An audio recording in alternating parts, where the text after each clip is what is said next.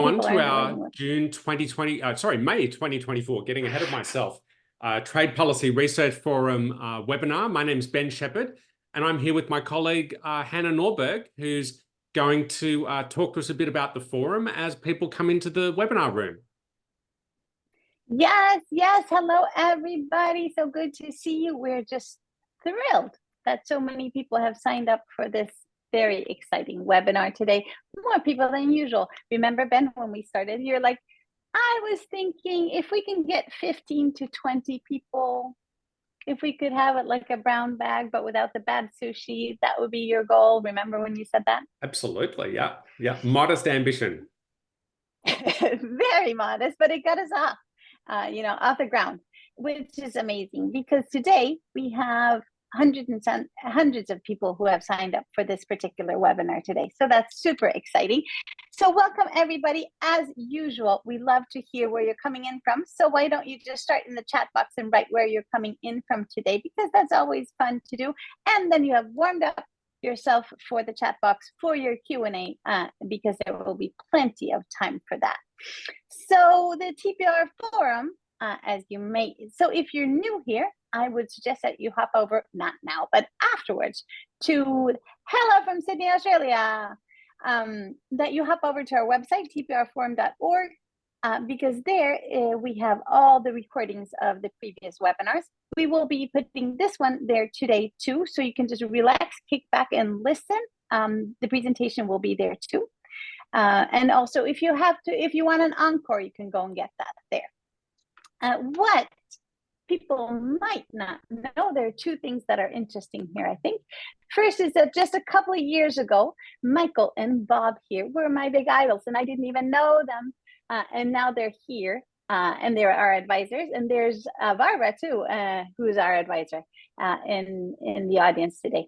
And so this is all. So this is what social media can do to you, for you. That you get to go to know all these amazing people and learn from them. What you may or may not know is that Ben and I run this completely on a volunteer basis, and we're getting help with the things that we don't do.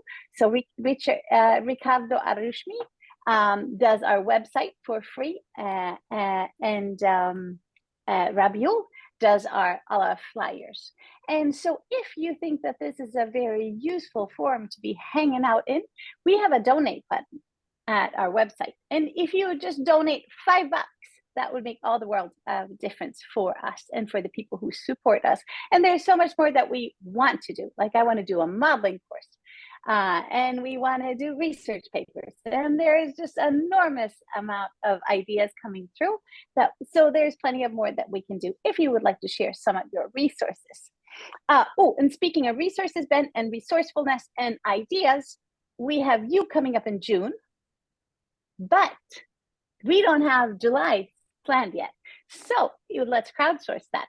So if anybody has an idea for a webinar in July, because we take August off.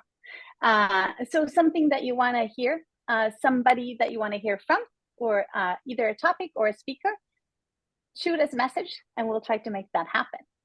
But without further ado, Ben, I think that we should let our speakers go. They don't need any more presentations. Everybody knows Bob and Michael. So without further ado, Bob, I'm just going to give it to you.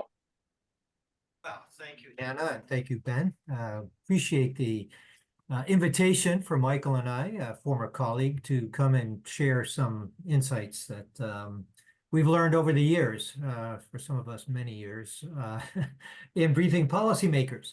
So I'm going to share my slides here, if okay. See if I get this right.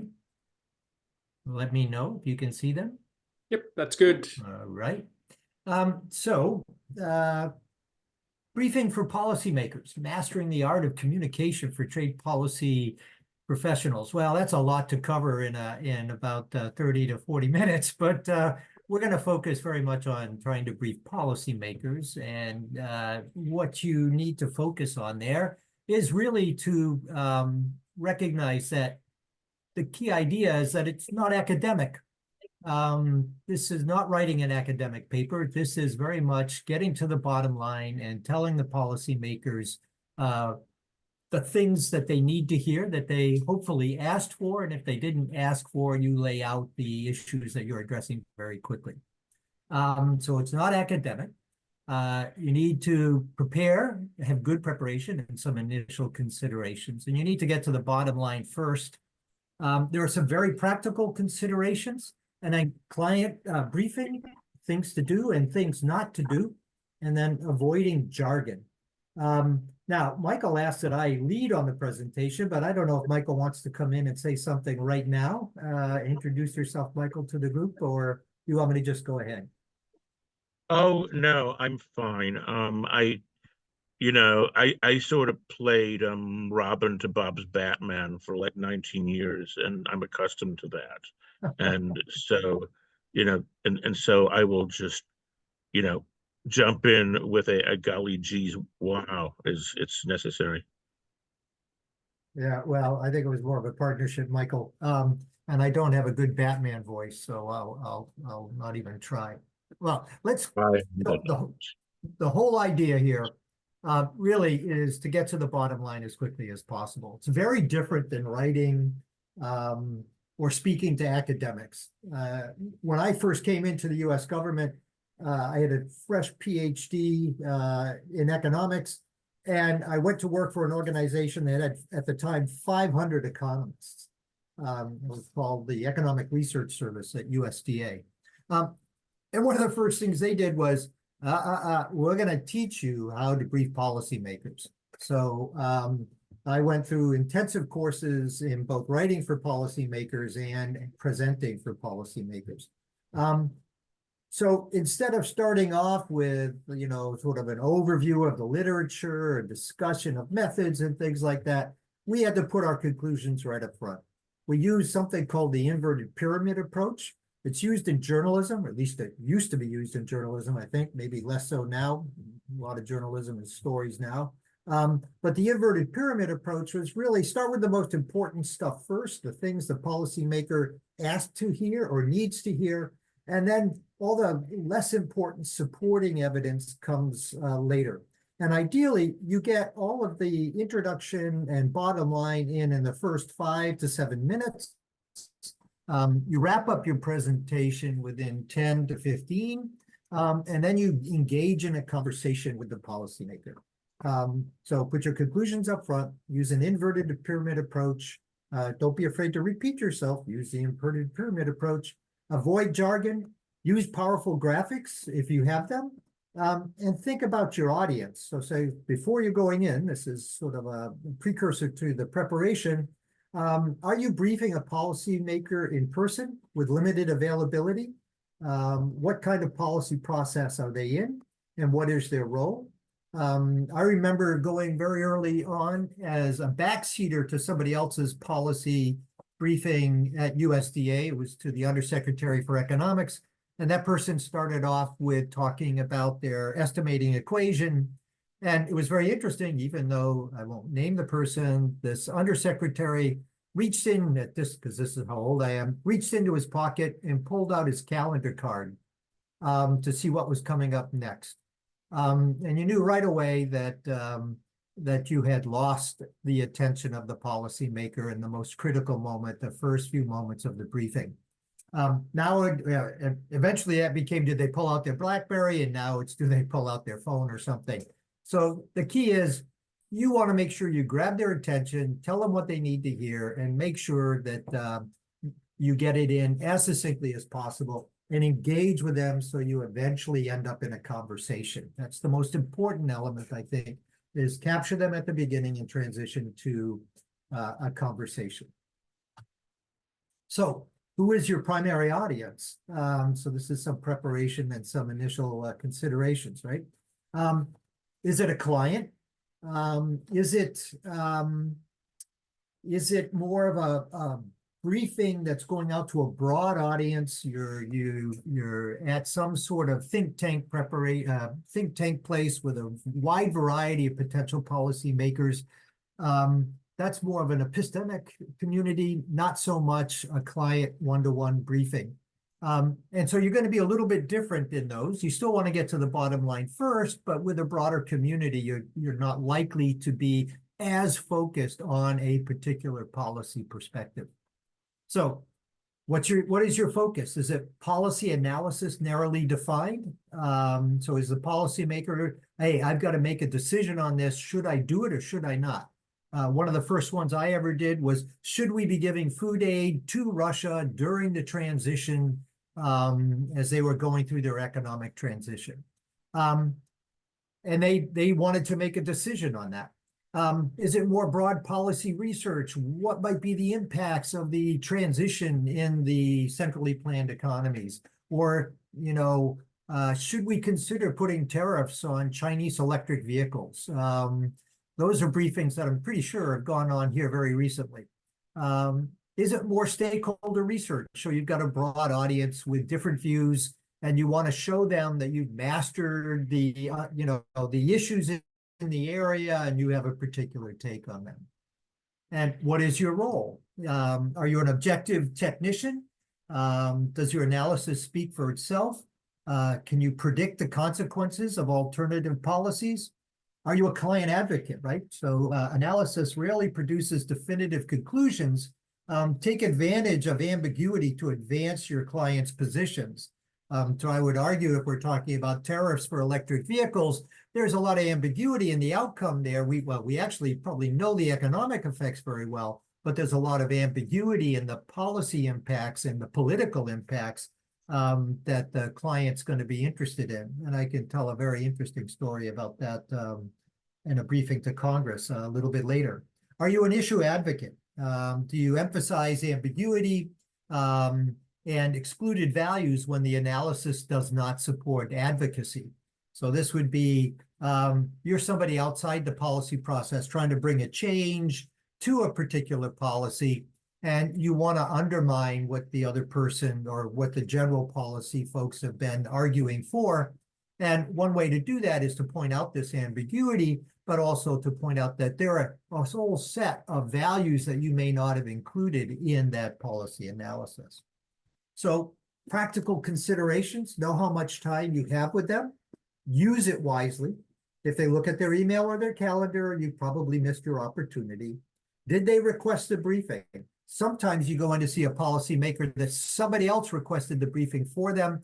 You might have to give them a little more background as to why you're there and remind them that you're here because somebody asked you to be there. If they requested the briefing, they most likely know what it is. They don't need any background. They want to get right to the business at hand. And so, you need to know what kind of situation you're going in. Do they have a preferred briefing format? Many of the environments I've worked in, there hasn't been a specific format. In some of them, there's a template, and here's exactly what the principal, the policymaker, wants to see in the briefing, how it should be structured. So get one of those if there is one. Is it a decision briefing? The policymaker needs to make a decision. Your job is, as an expert advisor, is to tell them what decision they should be making. That can be pretty uncomfortable for a lot of academics who are like, on the one hand this and on the other hand that. You have to take a stand. You're there to give them the insights that they're asking for. Or is it a background briefing? Is the briefer going to a meeting, doesn't have a particular policy position to take, but might be engaging in a discussion or in a negotiation, and that's going to require different kinds of information. What are the different policy positions that other folks at the meeting might be taking? How best to position your principal in that kind of discussion. So the bottom line there may not be take this policy decision, but it's more protect these kinds of interests and engage in a discussion and know where the other folks are coming from. As I said, use the inverted pyramid in writing and also verbally. I've tried to mimic that here in case you haven't noticed. Inverted pyramid, bottom line. Write in layperson's terms, but don't dumb it down. A written briefing should be 1 to 2 pages, and bring spare copies. You'd be surprised, even in this digital age, a lot of policymakers are very happy to be given a paper copy. And often you'll go into a room where there's no presentation technology or anything like that. So having a paper briefing ready to go with spares, it's probably been sent to them beforehand, but have the spares. They may bring other folks into the meeting who didn't get a copy beforehand. An executive summary up front, as I said, take a stand unless requested to provide a range of alternatives. Put analysis and supporting material at the end of the document or presentation. Have clearly labeled sections and a table summarizing alternatives if there are some. Be responsive to questions. I've been rushing through this. I can't see the chat box. Michael hasn't weighed in, but you also have to be ready to pause, be watching the policymaker, look for body language. Body language is big here. And get a sense of, do they want to explore something more deeply? The key is to make it a conversation if possible, right? Where you are engaging with them on a personal level on this important issue. Be mindful of their time constraints. Don't run over time. If there are a few minutes left, let them decide how to use it. And the client can run over time if they want. Often a successful briefing is one where you've captured the client's interest. They're going into questions, they're probing, they want to explore things more. That's a great exchange if you can get there. And if it runs over for a few minutes or even longer, often people will be walking into the room, giving them a piece of paper or telling them we've got to go to the next meeting. But they're so interested in what you're providing to them that they want to stay and talk with you. On the other hand, it could also be a bad sign. They didn't understand anything you said and they really need to understand it. Hopefully it's the first rather than the second. So the inverted pyramid, you can find lots of, you Google this, you'll find lots of examples. It's usually for journalists. It's the who, what, when, where kind of thing. You modify it a bit. If we have more time, we can talk about that. But you put the most important information up first, less important details and background information following. And in public speaking setting, you can repeat information as your conclusion. Repetition is not necessarily bad, as long as there's other substance and there's a good reason for you to come back to that repetition. So if it's a direct policymaker briefing, understand the policy problem and the environment it lives in. Is this a new policy issue or an existing one with firmly held positions and actors? Is this an internal policy question? How does that work? How does the internal policy process work? Are there committees where your client have to persuade somebody higher up? Is it an external policy discussion? And how does that work? Does your client need to talk with other branches of government, private stakeholders, NGOs, other countries? And what are the implications for politics, resources, proponents, opponents, and interested stakeholders? That's not necessarily something you would put up front. You'd expect the policymaker themselves to be very familiar with that environment, but they may not be. But to help them position themselves better and absorb your arguments better, you need to know those things, even if you're not really introducing that into your briefing. And be straightforward about winners and losers. Your client is an experienced person, likely, not always, but likely. You don't necessarily need to guide them to a Pareto optimal or a Kaldor-Hicks kind of compensation. Now, this is kind of important, though, actually, because we economists, we often talk about, well, this is Pareto, right? Or Kaldor-Hicks, we make this policy move, there's enough gains so that we can compensate the losers. And rarely is it Pareto optimal where nobody's made worse off and somebody's better off. But we often confuse those things. And one has to recognize that the compensation process is usually quite different than the policy process that you're involved in. But you need to be straightforward about winners and losers, and that can be uncomfortable. When Michael and I worked at the USITC, having a discussion about winners and losers was often a complex and difficult discussion, and one that probably should have gotten more attention earlier on. Don't use technical jargon. I've never had a policymaker, including undersecretaries for economics, asking about R squared or p-values. They see you as the technical expert. It's why you are there. You don't need to, nor do they want you to demonstrate your technical wizardry. They assume you have that. Now, Michael had a very good point. What if they bring another economist? And we'll get to that. Don't provide a literature review unless asked. That's often a big part of an academic paper, setting your work in the context of all the other literature. There's very little interest in that here. It might be more that they're interested in how your policy recommendation fits in the context of other policy proposals, but that's quite different than the literature and any technical analysis that you've done. Guess if you don't have the answer. Well, hold on. Don't guess. If you don't have the answer, tell them you will get back to them. Okay, so don't guess. It's perfectly fine to say, I don't know that, but I can get back to you, and definitely get back to them. Okay. Let's see. Don't equivocate. Generally, they're not interested in hearing on the one hand this, but on the other hand that. If they want to explore a range of potential findings and outcomes, that's great. But if they are viewing you as a technical expert, they don't generally want to hear who knows. And I've been in a fair amount of briefings, unfortunately, where there's been some of this, gee, I don't know, the literature's unclear and things like that. And I would say my comparative advantage sitting in those kinds of meetings was taking a stand, not necessarily a really strong stand, but basically saying, the main result is this,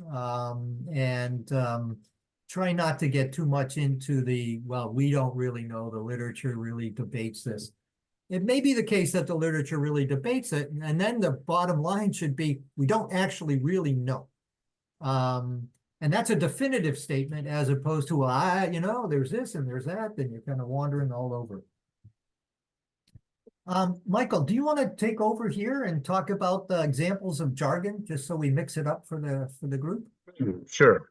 Am I audible? You are. Okay, great. Yeah.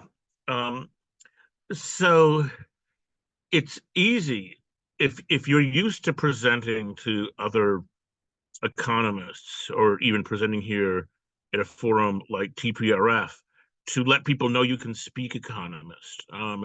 You're talking to intelligent people who, like, my stereotype of them is that they're a lawyer, but they could be other people as well. And so we have a lot of things not to say. Say simulation model instead of CGE model or partial equilibrium model.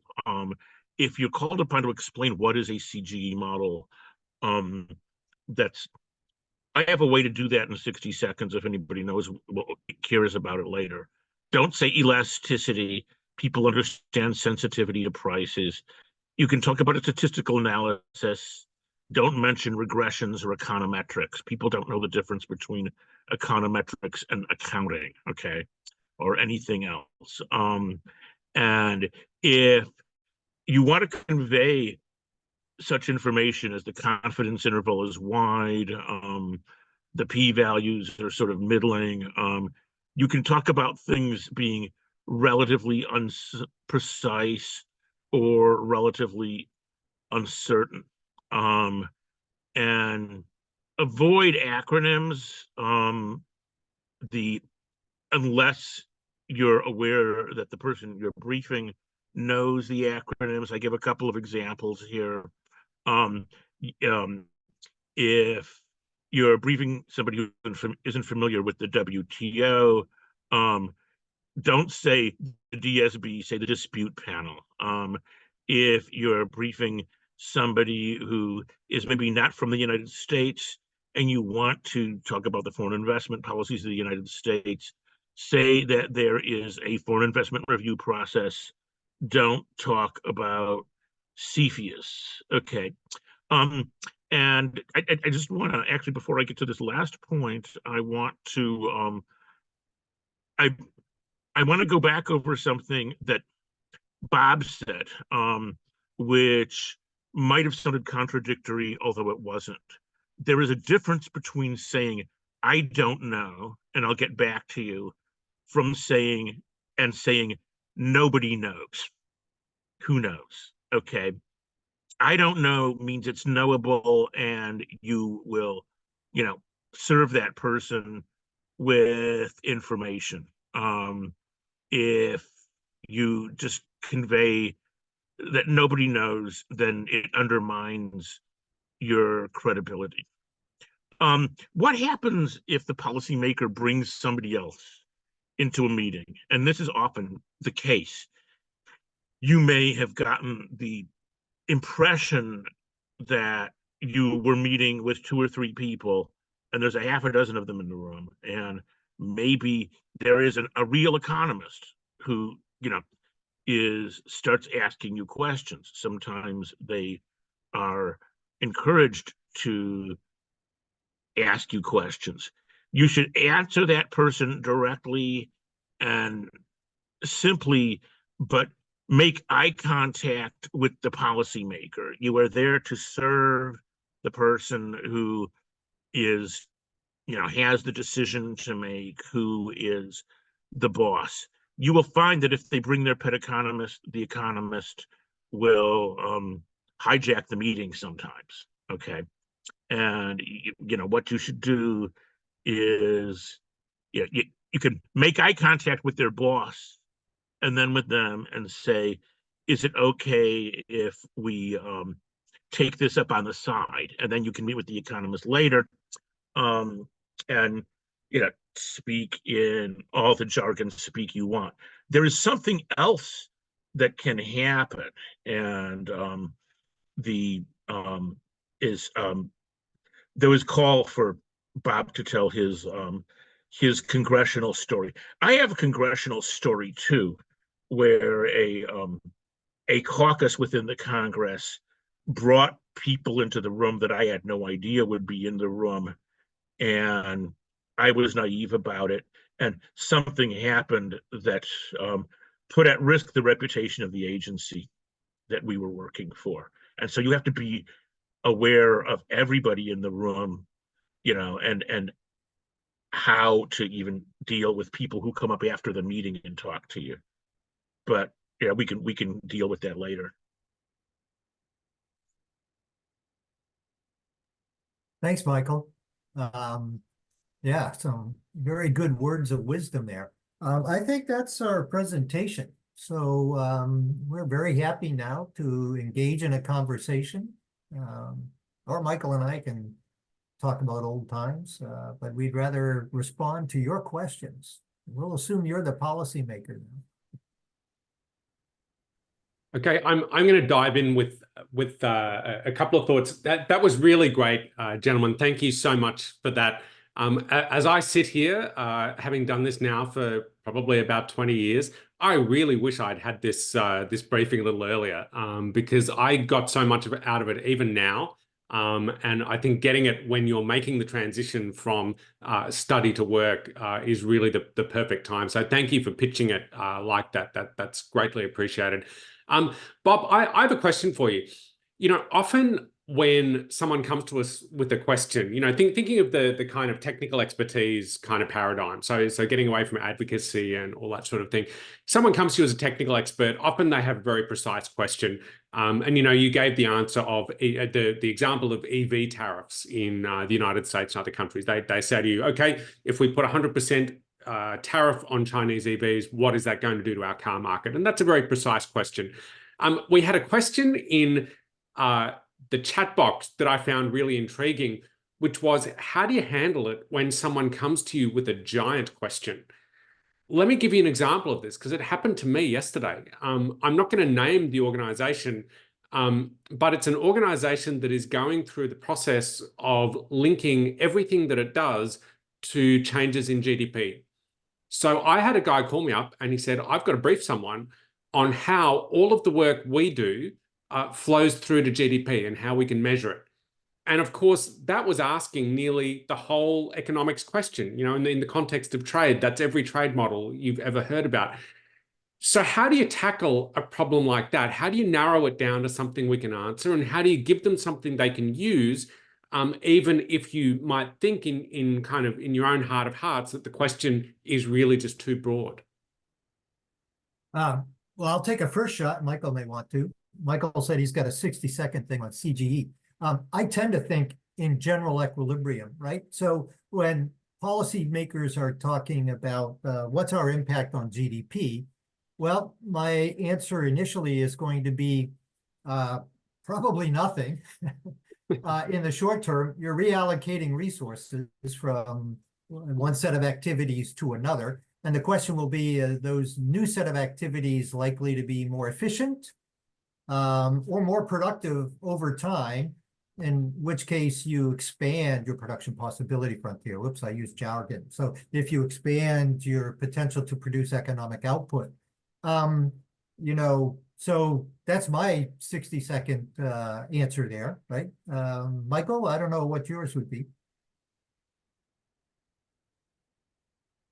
Michael, I'm not sure if you're muted. Yes. Okay. Yeah. Oh, you muted again. Good. Yeah. Okay. Right. Yeah.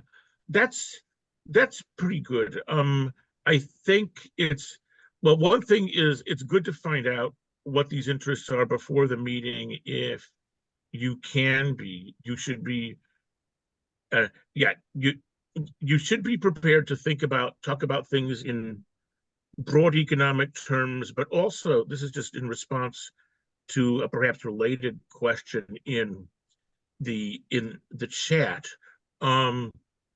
Yeah, the person you're briefing is likely to have pre-existing views and policy commitments, and if you come into the room as an evangelist for free trade, you're not likely to get many converts. Okay, you need to realize that the person has pre-existing beliefs, that they have political constraints, and help them understand the consequences of what they are. You can say that there are losers from trade, and they may say that's okay because I am more concerned about this interest.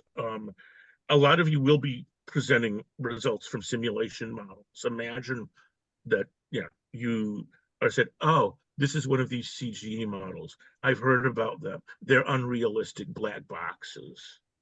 And you want to convince them that this is common sense. So I said, yeah, actually, yeah, they do have lots and lots of equations, but it's all that is going on is this. We model different countries or regions of the world, and they're connected to each other through imports and exports. Inside every country, there are all the industries, and they are connected to each other because they buy and sell from each other. You can, if you think, you can say input output if you want to. And so therefore, everything is connected to everything else. And if you change the tariff on steel in Brazil, something will happen to the price of tea in China. And that's enough. And if it seems like they have a sense of humor, you can say something probably very small and estimated to arbitrary precision. But that's all you get to explain a CGE. Let me just dive in very, very quickly, because Ben, I think one of the most powerful things we can do is back of the envelope kinds of things, right? So CGE models, simulation models, they're really, the parameters, the elasticities we have in there are sort of like magnifying or demagnifying effects on sort of simple economic relations. So, one of the things that's come out about the EV tariffs is, well, our imports of electric vehicles from China are really small. The tariffs are big, but the imports are small, right? And I think that lends maybe to a more dynamic economic discussion. But certainly the first order effects are, well, steel, yeah, we import steel, that stuff, that's going to matter. But EVs right now, I'm not a fan of tariffs. I think they create inefficiencies and dynamic inefficiencies, but you got to be practical. You've got to really, and using the back of the envelope, what share imports from this country, how big is that of a sector in our economy? how big of a price change are we talking about? Those things can be very, very helpful. And Ben, I have no idea. Follow up. Did we get to what you were asking about? Yeah, totally. No, that was really helpful. I mean, I was just sort of sparing a thought. I think, in the US system, I think there are a lot of cases where people come and ask for briefings, and sometimes for, kind of legal, political reasons, they'll ask for a very precise briefing. I've certainly been in context where the questions are much, much broader than that. So it was a question that came up in chat. It was also kind of my question. Another question that came up in chat that I'm interested in, I do a bunch of modeling work, and I think your advice that no one has ever asked about a p-value or an R-squared is totally spot on. I mean, that's also my experience. But the question in the chat was, well, if we're not going to have kind of tables with numbers and stars and all this kind of thing, how do we communicate clearly to a policymaker our level of confidence in a particular result? So when we're doing that academically, we've got statistical significance. Often we'll find some way of talking about economic significance, but kind of how do we do that in a policy sense, a way that is intuitive for people? A good example of that, if I could just jump in, is what they do in the Intergovernmental Panel on Climate Change. If you read their reports, they will simply describe the various statements in the report as being virtually certain, very high confidence, high confidence, low confidence, if they think it's worth talking about. And then there may be a text box somewhere defining these. And then they don't have to explain whether that came from a T statistic or a literature review or whatever. They're just, you can dive into the footnotes and find that. But yeah, you're allowed to use words like that. Perfect. What do you guys think about the practice of presenting ranges rather than point estimates? So, one option is that you can say, okay, I think the impact of signing the trade facilitation agreement is going to be a 2% increase in GDP, and I'm very confident in that. It's a good quality estimate.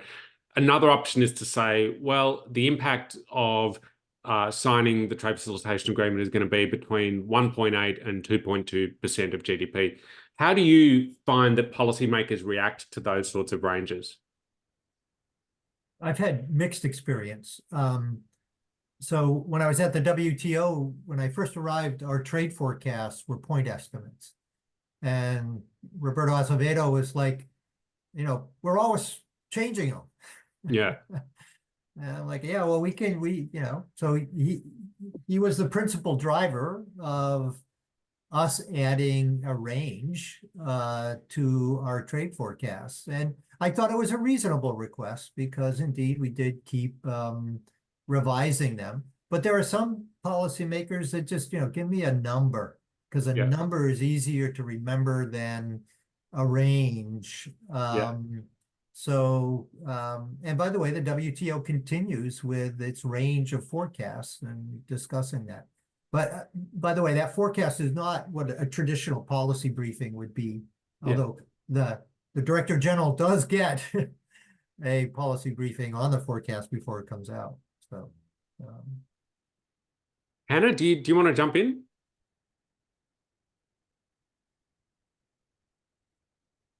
Yes. I'm just still in awe of the fact that somebody can have a pet economist. That's what I'm thinking of. Like, everybody ought to have a pet economist at home. So that's my argument. And then I'm going to have to hear Bob's story. Oh, yeah. All right. So this was a briefing for Congress people, the legislators themselves, a small group of them, on the rise of China. And so it was a briefing sort of where we were talking about how our share of imports really hadn't changed very much from Asia NAFTA, whatever. In fact, this has been getting a lot of play recently, and other work people have done. They've updated that share analysis. And, one of the points was that, but our imports keep rising faster. So yeah, that's a reorganization of shares, but imports are still going up. And I was talking about how, trade deficits are macro driven, not trade policy driven. And one of the Congress people talked about how, countries running trade surpluses had very strong economic outcomes, and those running trade deficits didn't. And I was like, well, we could take Japan as an example of a country that's been running a strong trade surplus. This was the early 2000s, and not having very strong economic performance. And that congressperson said, "What's the name of your boss? What's their phone number?" Because I was countering a talking point. This congressperson did not have a lot of technical details, but they had been given a set of talking points to go into this meeting, and I was contradicting one of those talking points very nicely, very friendly. And indeed, my boss got a call. My boss was very supportive, just make sure you're polite and, don't offend the person. And I was surprised at their reaction, because I thought it was just such a reasonable response to, yeah, some have very strong economic performance and some don't. And, we've had pretty strong economic performance with it. In fact, our deficit goes up when we have really strong economic performance. Yeah. Anyway, so that's my story. That's a really good one. I actually just wanted to riff on that if I could. So there was a question in the chat about, how we deal with the fact that politics gets mixed into a lot of this. And I think talking about deficits is a really good example of that. So, I've said exactly what you've said on different occasions. We all also make the point that bilateral deficits are not very informative. It's a whack-a-mole thing. Say you do something, take it down with one country, is going to pop up somewhere else. We make all these points. But it seems to me that concern about something like the deficit is really a political thing. Like you said, it's someone's talking points that they've got. So as people coming from an expert background, how do we deal with that? What's the way, do we try and talk people around? Do we try and explain? How do we get back to a discussion about the evidence? I mean, as you did in your example. Well, I'll take a quick shot here, and then I'm sure Michael has most of my career, I've worked for organizations that were fairly independent. This U.S. Department of Agriculture organization, the Economic Research Service, we viewed our job as being independent and objective in providing economic and statistical analysis to policymakers. The USITC is viewed as independent and objective, but you live in a political world. So the way I approached this was in this setting where I'm working for an independent and objective organization, as opposed to one that's making a policy prescription.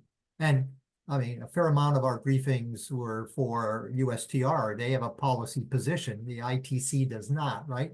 Yeah. Our job was not to tell them what to do, but my job as an economist was to help them understand the potential economic opportunity costs of their policy decisions without being that technical, right? Yeah.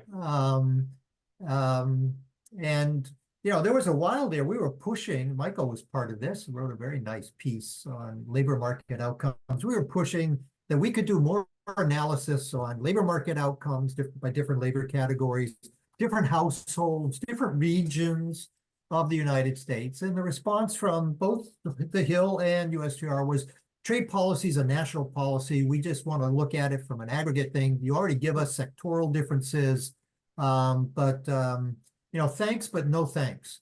And then a few years later, Otto Dorn and Hansen come along and just blow everybody out of the water, when that really wasn't new insights. I mean, they had a really neat technique, but the insights that they found, I don't think were particularly surprising. But sometimes policymakers just don't want to hear it.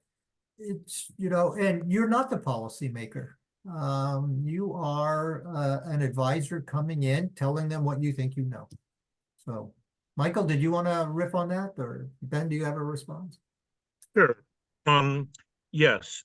So we are, whatever is the way your organization is set up, and some have a mandate to be objective and impartial, and others may just have a culture.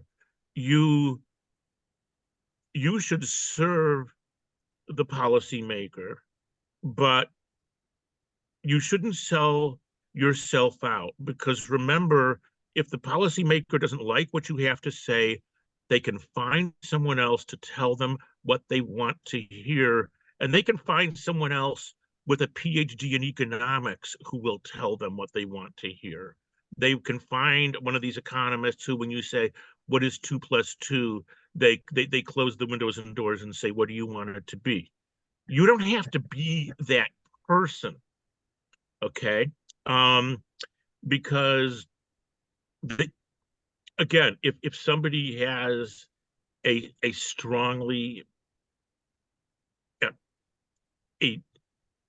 if they have a pre-existing view, then the visiting economist is not going to change it. Can I tell my Congress story where my boss got called? Please. Okay, sure.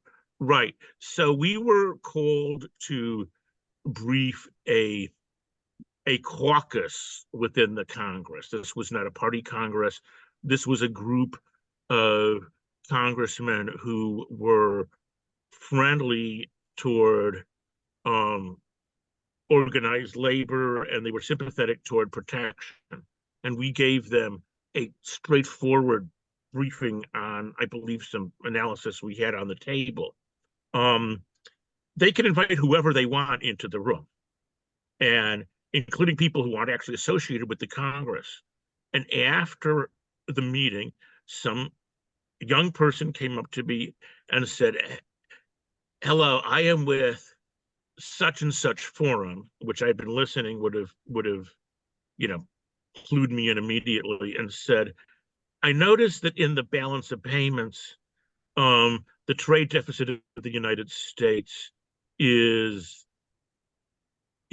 measured in such and such a way, and that in many reports of your organization, it is measured a different way, particularly when results for particular. Bob is already remembering the call he got.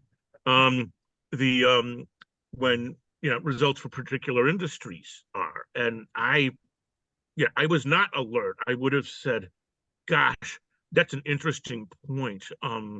And those tables are generated by someone else in the agency.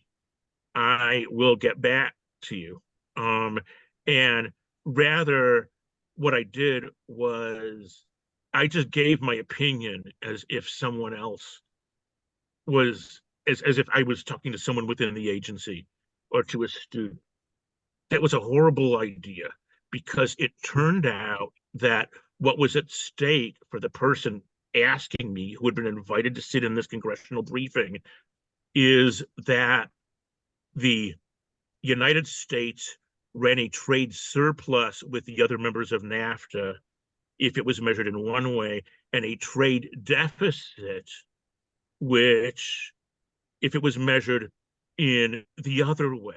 And this person believed the trade deficits were bad, and so they wrote this brief, put it all over the internet, and said the ITC's position is that it's a trade deficit, and we know that sucks for labor. And they dropped an interview, a footnote, personal interview with Michael Ferrantino.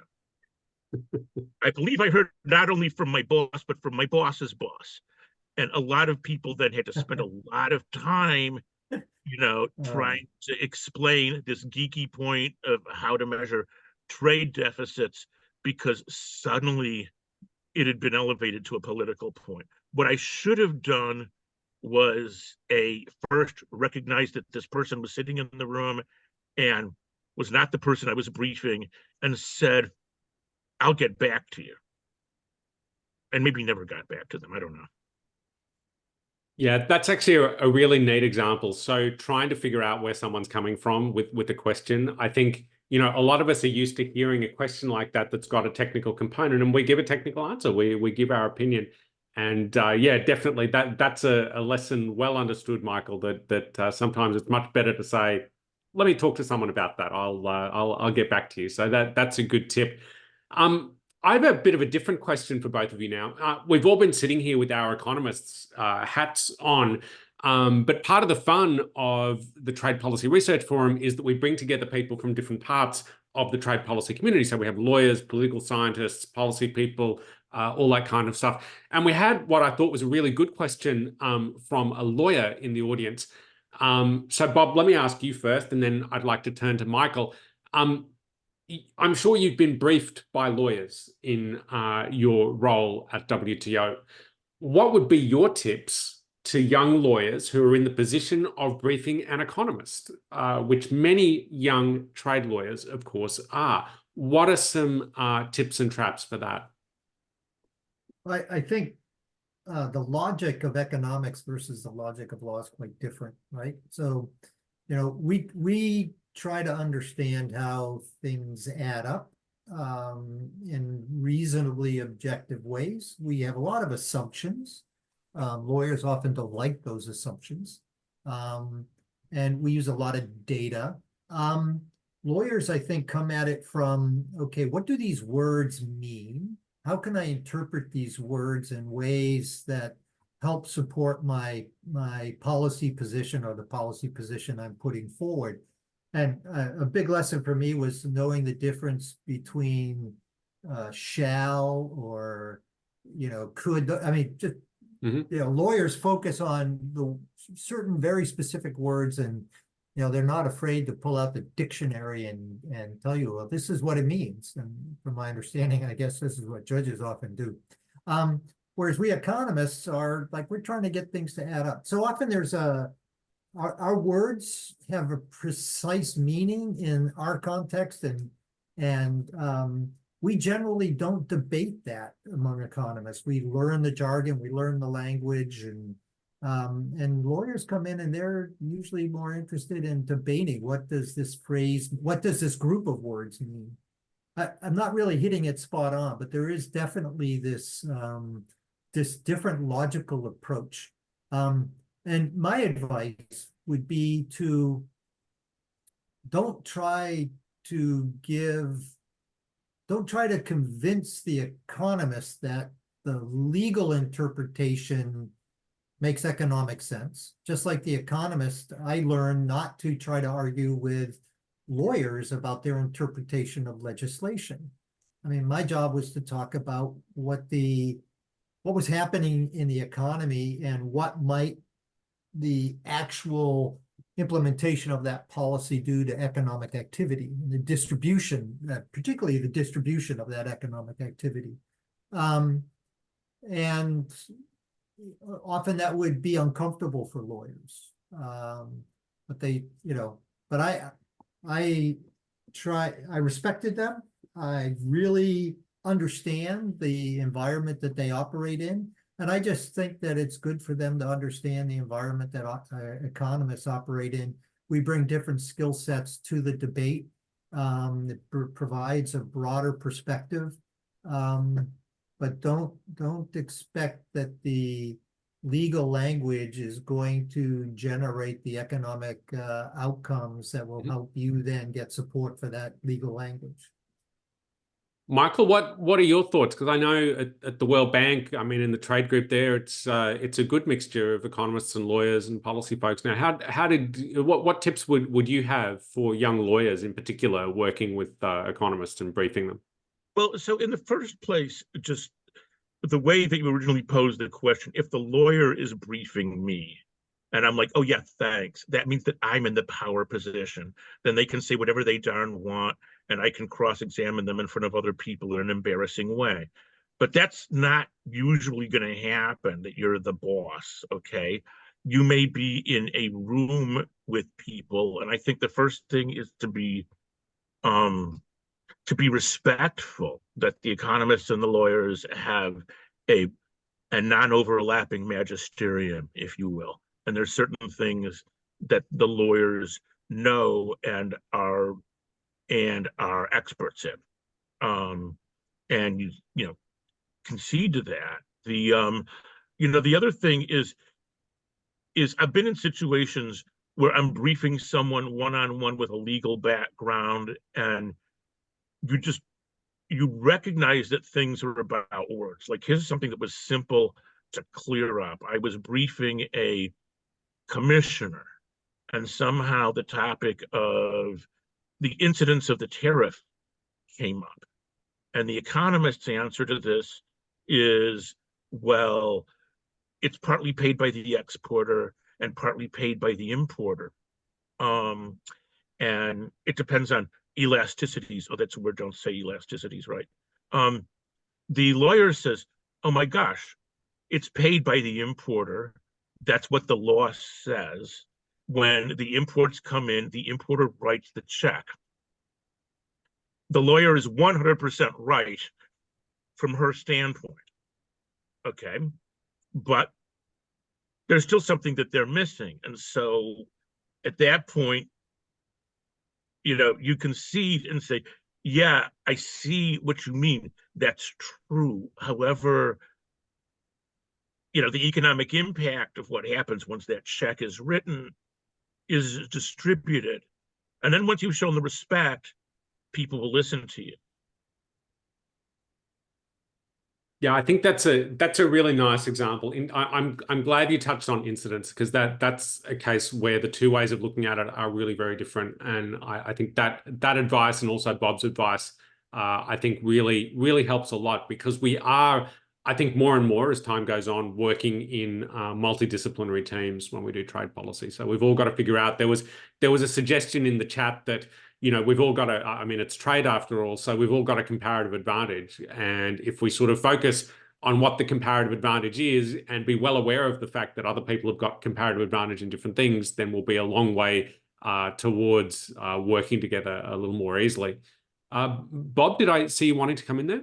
Yeah, there was something in the chat, and this is from Nicole Bertolini. Don't know if they're still on, but talking about challenges around how political it's come and how do you go in with evidence-based discussion. I want to tell another story. This is back to USDA, and this is the transition in the Soviet Union and Eastern Europe. So I was asked, well, I wasn't asked. I mentioned this briefing earlier about food aid, but I had written a research piece that basically said, after the transition and a move to market prices for producers and consumers, we'll see a decline in demand for traditional agricultural products. They'll have a lot more substitutes. They can spend money on these other things. And on the supply side, there'll be technological improvements, and their yields will move back more towards historical traditional yields. So rather than being this large export market for U.S. grain exports, we're going to see them become net exporters and competitors in the global economy. And, there was a bunch of market specialists there, people who used to like trade commodities and things. And they were like, well, there's no way. They don't have the infrastructure. They don't have the ports. They don't have this. They don't have that. And by the way, they're still standing in line for food. And I'm like, well, the effects haven't worked their way through. But all I can tell you is there'll be incentives, price incentives for investments to be made for those exports to happen. And I was predicting they'd go from a 45 million metric ton net import market to about 11 or 12 million metric ton export market. And by the way, the most recent numbers prior to the Russia-Ukraine war was they were like a 50 million metric ton export market, right? But the business folks didn't get it right. Now, I certainly have not always been right in my economic analysis, but often business folks, I think economists have a useful role for also, and we played this role at the ITC quite a bit, of sort of, providing a more objective insight compared to what many business associations would come in and say would happen. So, we've talked about some of the anti-trade folks. Well, some of the pro-trade folks they forget about general equilibrium, they Yeah. forget about resource constraints, and they assume magical productivity gains. I mean, not explicitly. And so I just think, you know, part of maybe the backlash to trade policy recently has been some of the inaccurate pushing for free trade that free trade couldn't live up to those expectations. So anyway, just it's useful to, I think free trade's good. I absolutely do. But there's distributional effects and different values around those distributional effects. And so it's good to recognize those, but it's also good not to overpromise on either side. And often our job is to find that, you know, Michael was talking about the trade deficit and jobs being lost. And there's this infamous analysis about jobs lost due to trade deficit, that when the trade deficit declines and unemployment goes up dramatically in almost every recession, right? So, you know, trying to articulate the link between the trade deficit and lost jobs. There may be a distributional argument there. Yeah. Where are those jobs lost? But anyway, sorry to go on. I wandered a bit there. No, that's really great. And I think it actually rounds out the discussion really well, because, you know, what I take away from this is that everyone involved in trade policy has got their own thing that they bring to the table. I think the panel, all of us today, have a clearer idea of how economists can do that, where we add value, where we feel a little more uneasy. But it's true for everyone else in the trade policy space as well. And then, of course, politics is there for all of us. And that is, it's true in the US, it's true in most countries around the world, that because trade has a very large redistributional component, people are interested in where the resources are moving from and where they're moving to. And so that is always going to create a political dynamic. But Bob, also, Ben, sorry, yes? Sorry. No, a really good takeaway here, I think, is that these guys are, as I said, my idols, right? They went right to the top and they're amazing. But they also made mistakes, and it's okay, right? Absolutely, yeah. I think that's the main thing. And also that we're seeing in the conversations here that what has probably been instrumental in getting them to where they are is a really good sense of humor. And humility. Michael in and so, particular. and so we're just so super grateful to have you, not just here today, but as our advisors and leading us here. So amazing. Yeah. So that was a really great session. Yeah. Sorry? Go ahead. Sorry, Michael, say it again. But on mute. I think we've lost him. Okay, yeah. Now this is really why I don't have my camera on, you know, so that when Hannah starts talking about who our heroes are, nobody sees me blushing and rolling my eyes.